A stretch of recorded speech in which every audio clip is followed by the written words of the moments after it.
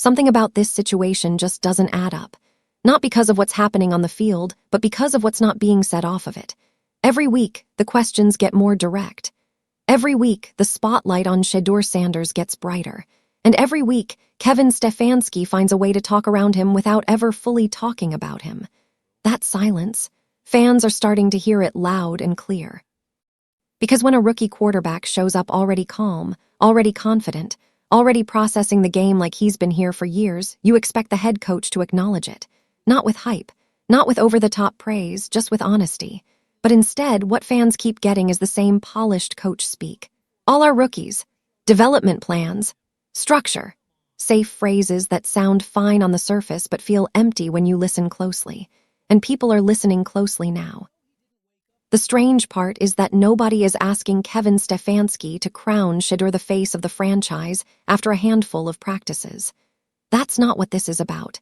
This is about recognition, about giving credit where it's due, about admitting when a player walks in ahead of the curve instead of pretending he's just another name on a depth chart. And the more Stefanski avoids that moment, the more it feels intentional. Fans aren't reacting to one press conference or one quote. They're reacting to a pattern where Shedeur's composure gets brushed off as part of the process. A pattern where his football IQ gets buried under generic phrases about learning systems. A pattern where his natural leadership somehow turns into a group effort the moment the credit conversation starts. And that's where the tension lives. Because everyone watching can see it. Shedeur doesn't move like a quarterback who's still figuring things out. He doesn't speak like someone overwhelmed by the moment.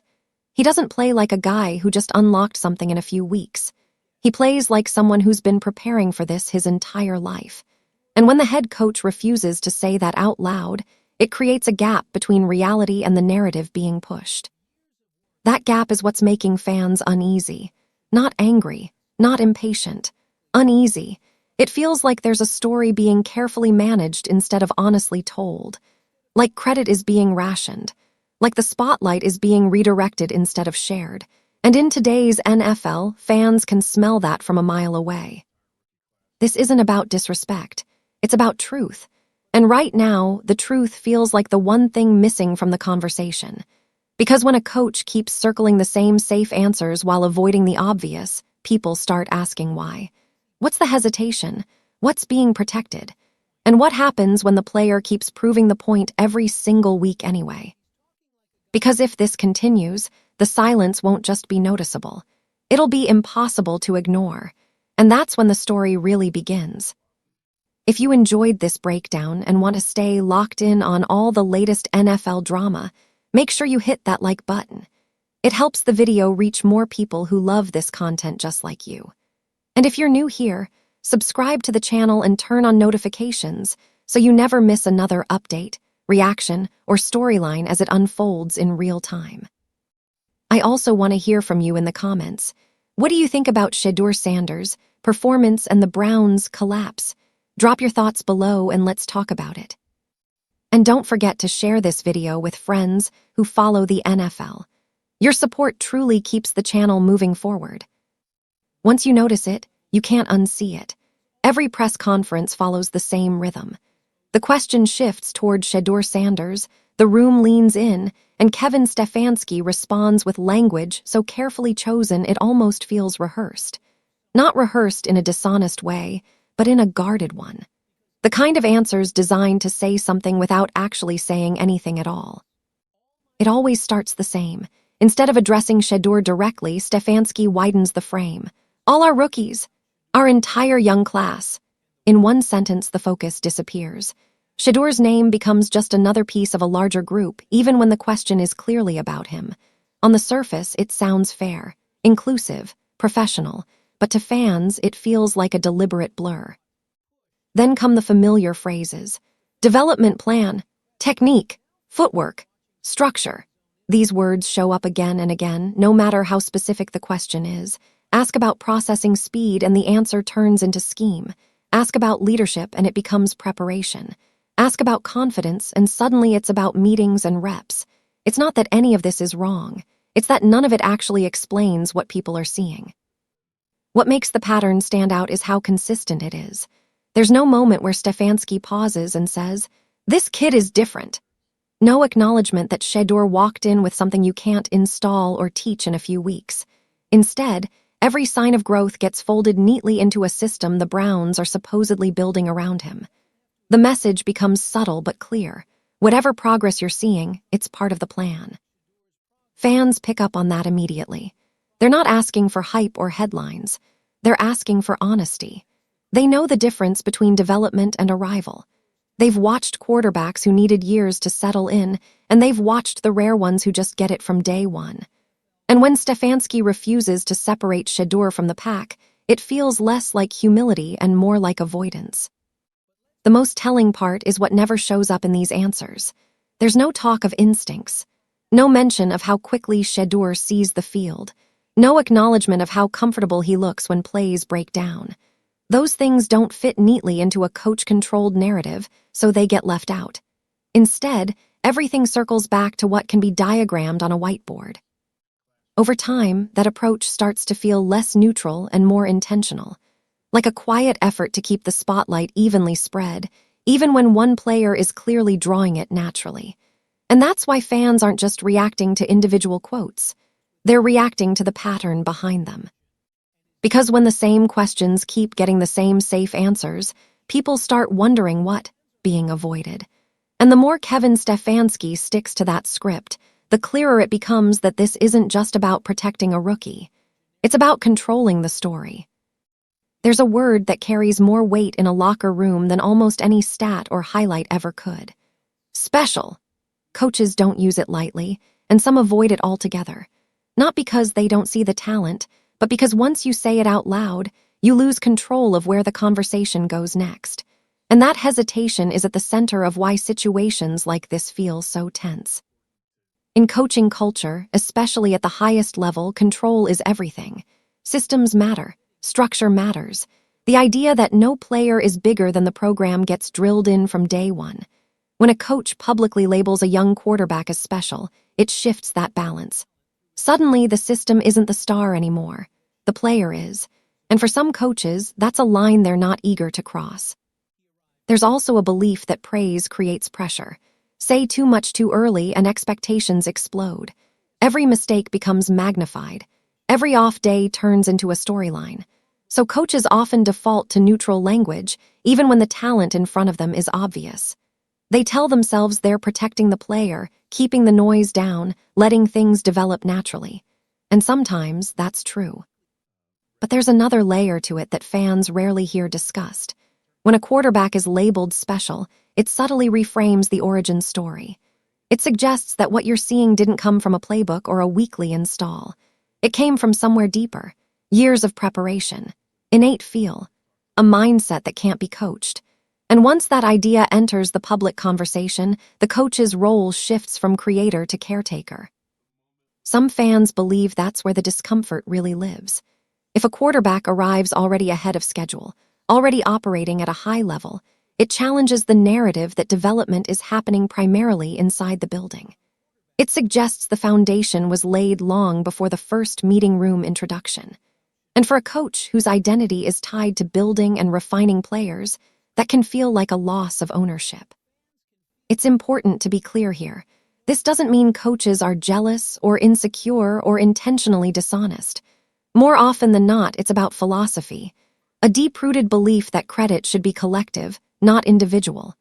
That success should be attributed to preparation, not personality. That no one should be elevated too quickly, no matter how obvious the talent looks. But fans don't live inside that philosophy. They live in the results. They see the calm under pressure. They see the instant command. They see the difference between someone learning on the fly and someone who already understands the game at a deeper level. And when a coach refuses to acknowledge that distinction, it creates friction. Because avoiding the word special doesn't erase the reality. It just delays the conversation. And the longer that acknowledgement is postponed, the louder the question becomes. Not whether the quarterback is special, but why everyone else seems willing to say it except the one person whose voice carries the most weight. From the outside, it might look like overreaction. A few frustrated posts, some heated comments. Fans getting emotional before anything is fully settled. But the reaction around Shedeur Sanders isn't random, and it isn't coming out of nowhere. It's building from something deeper than one press conference or one carefully worded answer. Fans aren't upset because Kevin Stefanski refuses to hype a rookie.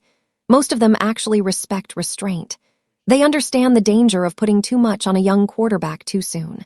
What's bothering them is the disconnect. The gap between what they're watching on Sundays and what they're hearing at the podium. That gap feels intentional, and once fans sense that, the trust starts to erode. When Shedeur steps on the field, he carries himself like someone who belongs. There's no visible panic, no wasted motion, no sense that the moment is too big. He commands the huddle, processes pressure, and makes decisions that don't line up with the typical rookie timeline. Fans recognize that immediately because they've seen enough football to know how rare it is. So when that reality gets flattened into generic language, it feels dismissive. The frustration grows because it's not just about Shedeur, it's about honesty. Fans feel like they're being talked at, not talked to. Like the organization is trying to smooth the edges of a story that doesn't need smoothing. Instead of acknowledging the obvious, the narrative keeps getting redirected back to systems, plans, and group development. And to fans, that sounds like spin. Social media only amplifies that feeling. Clips get replayed. Quotes get dissected.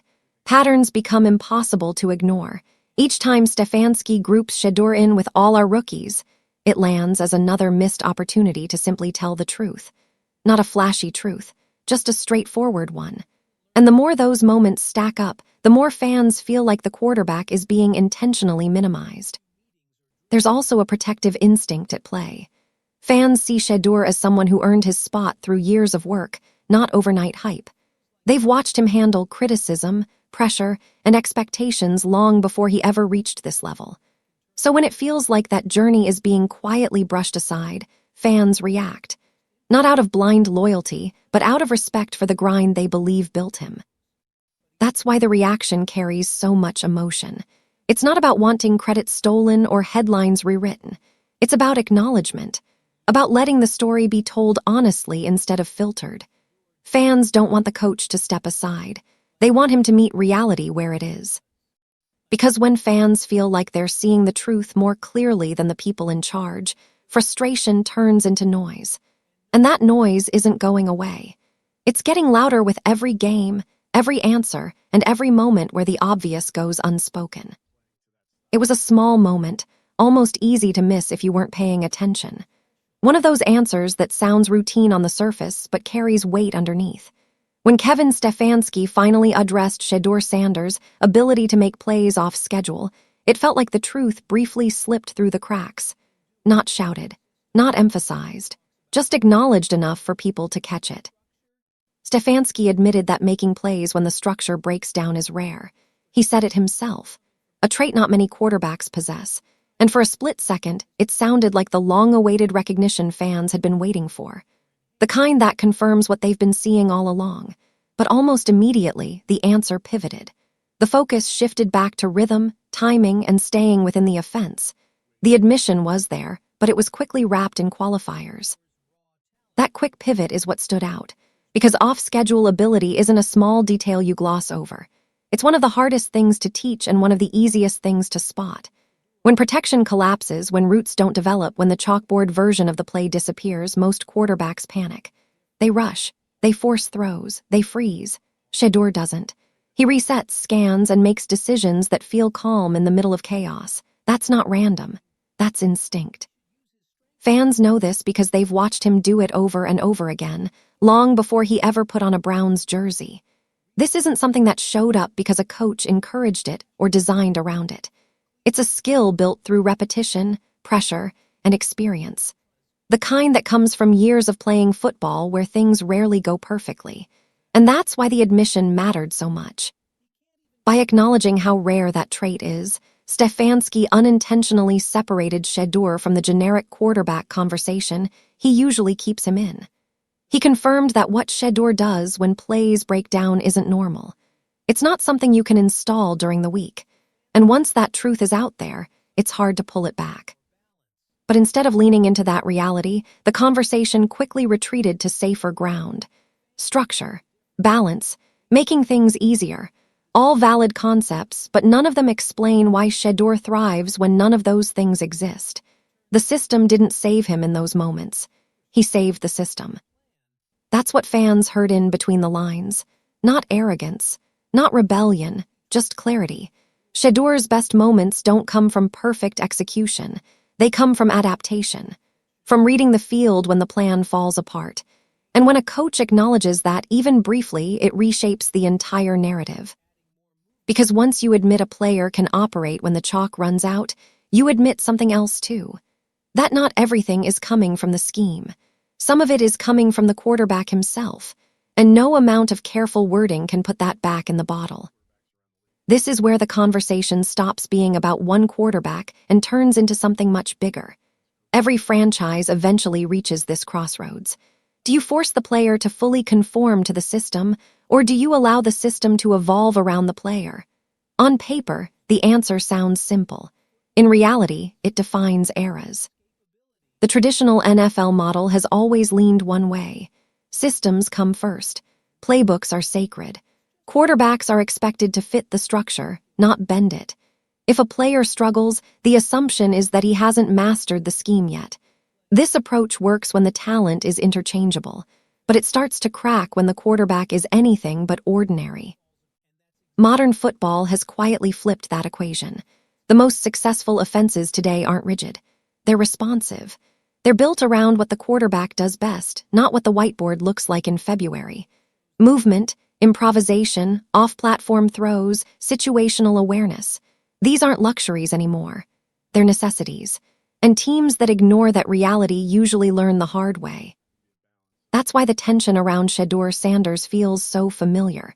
Fans don't see a quarterback who needs to be rescued by the system. They see one who often rescues the system when it fails.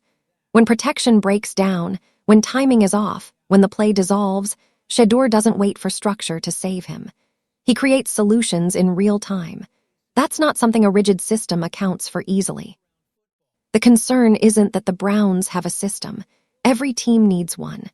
The concern is whether that system is flexible enough to fully unlock what Shedeur already brings to the table.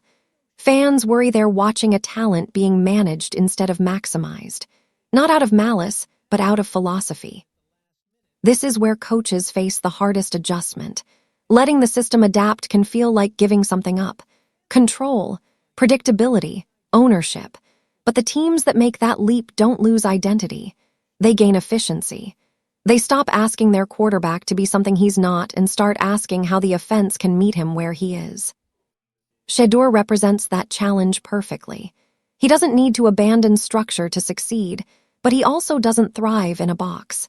His best moments come when he's allowed to read, react, and create, when the offense treats that as a feature instead of a contingency plan. Fans sense this crossroads approaching. They know the future of the franchise doesn't hinge on whether Shedeur can memorize the playbook. It hinges on whether the playbook is willing to evolve. Because when you have a quarterback capable of bending the game, the worst thing you can do is pretend he's just another piece in the machine. Eventually, the question answers itself. Systems either adapt or superstars force the issue, and history has shown which side usually wins. In the end, no press conference decides this story. No carefully worded answer, no polished explanation, no attempt to redirect the narrative will ever matter as much as what shows up on tape. Football has always had a way of cutting through noise. You can debate intentions, speculate about motives, and argue philosophy all day long, but the film doesn't care. It tells the truth without emotion. That's why this conversation keeps coming back to credit. Not because fans are obsessed with praise, but because credit reveals honesty. It shows whether a story is being told as it is, or as someone wishes it to be. When a quarterback consistently displays poise, awareness, and control in moments where structure collapses, the source of that ability becomes impossible to ignore. You can call it development if you want, but development has a timeline. Some things arrive fully formed. Shedeur Sanders is forcing that reality into the open. Every week he plays with the same calm confidence, the same command of chaos, the the same instinctive feel for the game. These aren't traits that suddenly appear because of a few meetings or a clean install. They're the result of years spent learning the game at a deeper level. And whether or not that gets acknowledged publicly, it shows itself every time the lights come on. Legacy is built in moments like this, not just for players but for coaches too. How a coach responds to emerging greatness says a lot about leadership. Does he cling to control, or does he embrace evolution? Does he guard the narrative, or does he let the truth speak for itself?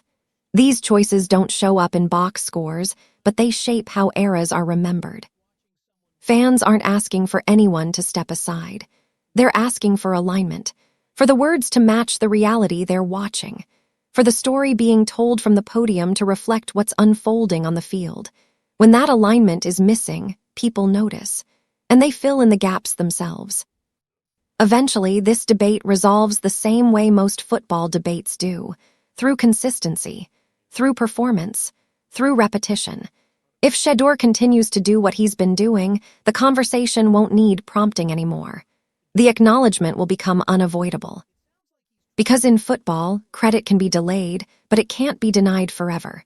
The tape keeps rolling. The moments keep stacking. And when the story is finally told in full, it won't belong to a system or a soundbite. It will belong to the truth that was visible all along. If you enjoyed today's breakdown and want to keep up with all the drama, trades, and behind-the-scenes action in the NFL, then don't forget to hit that like button. It really helps this channel grow and lets us know you love this kind of content. And hey, don't keep it to yourself. Share this video with your friends, your group chats, or anyone who loves football as much as you do. The more the conversation spreads, the better it gets. Most importantly, if you haven't already, make sure you subscribe to the channel and tap the notification bell. That way, you'll never miss when we drop fresh stories, wild rumors, or breaking updates that the mainstream media won't talk about.